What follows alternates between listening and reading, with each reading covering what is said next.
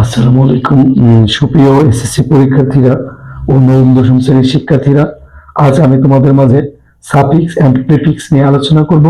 তোমরা সাফিক্স এবং প্রিফিক্স নিয়ে বেশ কয়েকটা ক্লাস পেয়েছো, বিশেষ করে বোর্ড কোশ্চেন গুলো। তো আজকে আমি 2025 সালে ঢাকা বোর্ড যেটা এসেছিল সেটা সলভ করার চেষ্টা করছি। তোমরা অবশ্যই আমার গলার ভাব দেখে বুঝতে পারছো আমার কথা বলায় খুব কষ্ট হয়ে যাচ্ছে, যার কারণে বেশ কিছুদিন ধরে আমি তোমাদের মাঝে ভিডিও ছাড়তে পারছি না। এর জন্য আমি আন্তরিকভাবে দুঃখিত। তো প্রিয় শিক্ষার্থীরা, আজ কথা না বাড়িয়ে আমরা সাফিক্স এন্ড প্রিফিক্স শুরু করব। তো দেখো, ইয়ার পূর্বে আমি সাফিক্স বিষয়ে তোমার ভিডিও দেওয়া আছে, তোমরা পূর্বের বোর্ডগুলো দেখে নিবা। 2025 সালের বোর্ডগুলো আমার করা হয়নি, তাই আজকে এটা নিয়ে বসেছি। অনেক ঝামেলার মধ্যেও আমি আজ তোমাদের সাফিক্স প্রিফিক্সটা সলভ করতে দিব। তো চলো কথা না বাড়িয়ে আমরা শুরু করি। দেখো, সাফিক্স এন্ড প্রিফিক্স করার সময় সবসময় যে বিষয়টা খেয়াল রাখবা, সবসময় মনে রাখবা যে চারটার ক্ষেত্রে তুমি সাফিক্স প্রিফিক্স করতে পারবা। একটা হবে তোমার নাউন, অ্যাডজেক্টিভ, অ্যাডভার্ব, ভার্ব। এই চারটা ক্ষেত্রে তোমার সাফিক্স প্রিফিক্স হবে, বাকিগুলোর ক্ষেত্রে সাফিক্স প্রিফিক্স কি হবে না। ঠিক আছে, তো একটু মনোযোগ সহকারে দেখো। এখানে দেখো, প্রথমে তোমরা রুট ওয়ার্ড নিবা। এর সাথে যদি দেখো TION ANCER মিন্ট এগুলো থাকে, তাহলে সেটা কি হয়? নাউন হয়। দেখো, এগুলো যোগ করে কি করা হয়? নাউন করা হয়। সেটা কি সাবজেক্ট বা অবজেক্ট হিসেবে বসে। এটা সব সময় তোমরা মাথায় রাখবা। আমি আমি চাইবো তোমরা এটা মুখস্থ করে ফেলবা। তারপরে রুট ওয়ার্ডের সাথে মানে বেস ওয়ার্ডের সাথে যদি EST FUL ইফ যুক্ত করো মানে যোগ করো, তাহলে সেটা অ্যাডজেক্টিভ হবে। অ্যাডজেক্টিভ সবসময় নাউনের পূর্বে বসবে, এটা একদম মাথায় রাখবা। আমার যারা স্টুডেন্ট আছে তারা তো রাখবাই, আদার্স যারা আমার ভিডিওটা দেখবা, ইনশাল্লাহ আশা করবো তোমরা এটা একদম মুখস্থ করে ফেলবা। তাহলে কি এখানে যোগ করে অ্যাডজেক্টিভ হবে, অ্যাডজেক্টিভ কি হবে? নাউনের পূর্বে বসবে। প্রিয় শিক্ষার্থীরা, তারপর রুট ওয়ার্ডের সাথে দেখো, এখানে বেস যে ওয়ার্ডটা তার সাথে এল ওয়াই যোগ এবং ওয়াই যোগ করে অ্যাডভার্ব করা যায়। সবসময় মাথায় রাখবে ম্যাক্সিমাম এল ওয়াই যুক্ত হয়, ওয়াই খুব কম হয়, কিন্তু এটা থাকলেও সেটা কি অ্যাডজেক্টিভ অ্যাডভার্ব হবে। অ্যাডভার্ব সবসময় কি করবে? তোমার বিফোর এবং আফটার কি ভার্বের পরে বসে, এটা তোমরা জানো। তার মানে এটা কি ভার্বের মডিফাই করে। তারপরে 4 নম্বর যেটা আছে, রুট ওয়ার্ডের সাথে ENISEFY এর যোগ করে ভার্ব করা হয়। প্রিয় শিক্ষার্থীরা, তোমরা জানো, দেখো আফটার সাবজেক্টের পরে ভার্ব বসে, সাবজেক্টের পরে সবসময় ভার্ব বসে। এই জিনিসটা মাথায় রেখা আজ আমি তোমাদের মাঝে ঢাকা বোর্ড 2025 সালের এটা সলভ করবো। আশা করি তোমরা যদি একটু মনোযোগ সহকারে আমার ক্লাসটা দেখো, ইনশাল্লাহ ইনশাল্লাহ তোমরা এটা খুব সহজভাবে বুঝে যাবে। তাহলে চলো আমরা শুরু করি বোর্ড কোশ্চেনটা। প্রিয় শিক্ষার্থীরা, দেখো এখানে ঢাকা বোর্ডে যে প্যাসেজটা এসেছে সেইটা থেকে আমরা এটা সলভ করব। আশা করি তোমরা মনোযোগ সহকারে দেখবা। We should bear in mind that habit is the second nature of human being.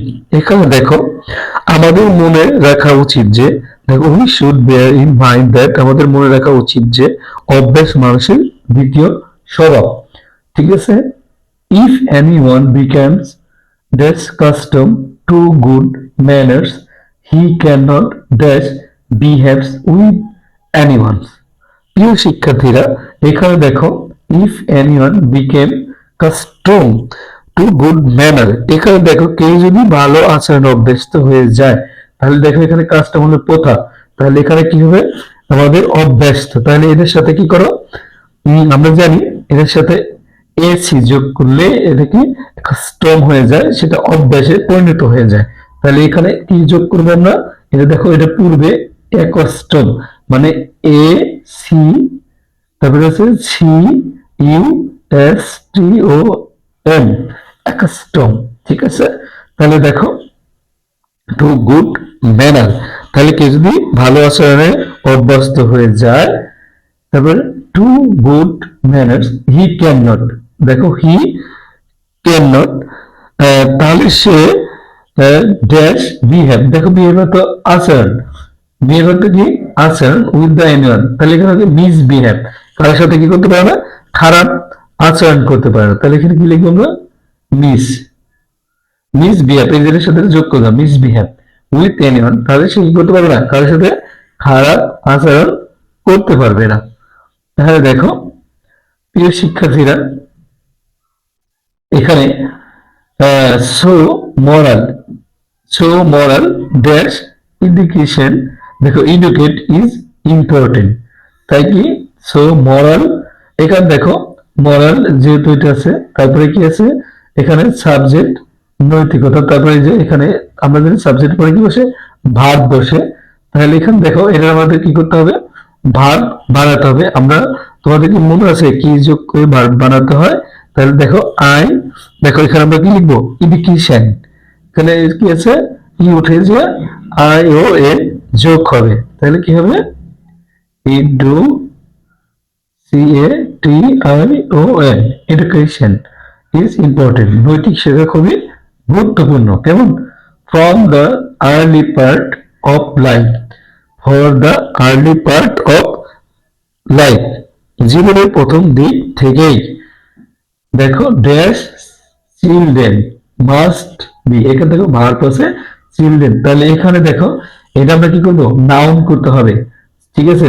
এখানে কি আছে চাইল্ড আছে, তার সাথে ইএন যোগ করলে আমরা জানি কি ইএন যোগ করলে নাউন হয়, তাহলে এখানে শেষে ইএন যোগ করে দাও, children C H I L D E N, এর সাথে ইএন যোগ করতে হবে চিলড্রেন। কেমন, must be taught the dash differs between, এখন দেখো এখানে শিক্ষা দিতে হবে দ্য বিটুইন, এখানে ডিফার আছে, তাহলে এখানে দেখো আমাদের কি করবে ডিফারেন্স, এটা কি করতে হবে নাউন বানাইতে হবে, between difference, D I F F E R E N C E, difference, ঠিক আছে। দেখো এএনসি যোগ করে কি করতে পারবো ডিফারেন্স বানাইতে পারি, difference, difference E N C, difference এখানে ইএনসি দাও, E N C, difference between the right and wrong, and trained to the follow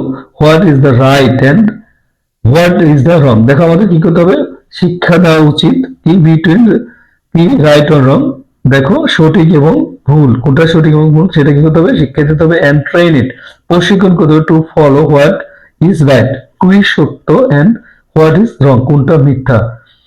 দেখো here dash train means the dash form of habit on right line, দেখো এখানে প্রশিক্ষণ অর্থ সঠিক পথে অভ্যাস গঠন করা, দেখো তাহলে এখন আমরা কি হেয়ার দিতে পারি, হেয়ার পরে ট্রেন, এখানে দেখো ট্রেন ইজ মেন দ্য রিফার, তাহলে এখানে দেখো ভার্ব যেহেতু আছে এটা আমরা ট্রেনিং দিই, training T R A I N G, training means the dash from, training means the dash from of habit, তাহলে কি করতে হবে অফ হ্যাবিট কি করতে গঠন করতে, ফ্রম মত থেকে, কিন্তু এটা কি হবে আমাদের গঠন, তারপরে ফরমেশন দাও এফ ও আর এ, দেখো formation A T I O N, formation, ঠিক আছে গঠন, এর অর্থ formation of habit right lines, তাহলে কি আমাদের দেওয়া উচিত এখানে প্রশিক্ষণের অর্থ সঠিক পথের অভ্যাস গঠন করা, তাই না।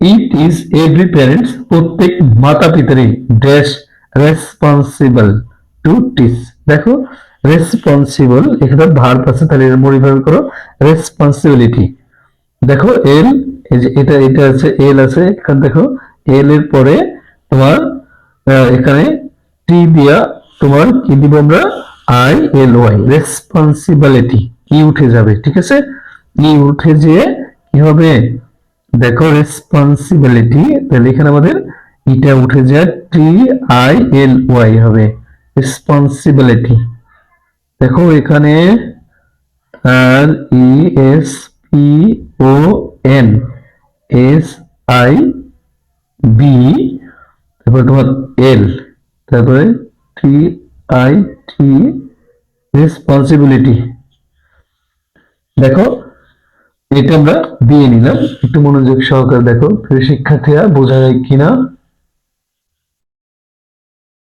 প্রিয় শিক্ষার্থীরা দেখো একটু নিচে বীর পরে যেটা হবে যে বির পরে তোমার এখানে এখানে বির পরে ই উঠে আই হবে, বি আই, তারপর তোমার L I T Y, responsibility, R E S, ভালো করে দেখো, R E S P O N S I B I L I T Y, responsibility.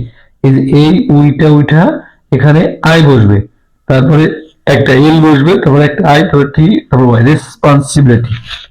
Okay, responsibility to teach their children's moral lessons at home। দেখো প্রত্যেক মাতা পিতার, এখানে প্রত্যেক মাতা পিতার দায়িত্ব হলো তাদের সন্তানদের বাড়িতে নৈতিক শিক্ষা দেওয়া। কেমন? দেখো, they also have to dash sure.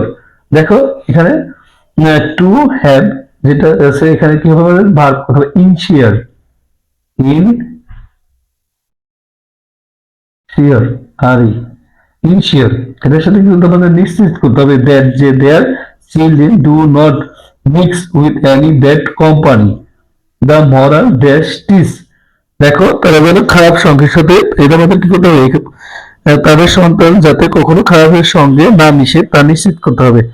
দেখো তারপরে কি, the moral dash ties, the moral dash ties, এখানে দেখো টিচিংস, ঠিক আছে, মরাল টিচিংস, তাহলে এখানে T E S C H I N G S, moral teachings at one's early এস will be then become good citizen in future। দেখো ছোটবেলার নৈতিক শিক্ষা তাদের ভবিষ্যৎ ভালো নাগরিক হতে কি করবে, সাহায্য করবে। আশা করি তোমরা বুঝতে পেরেছো।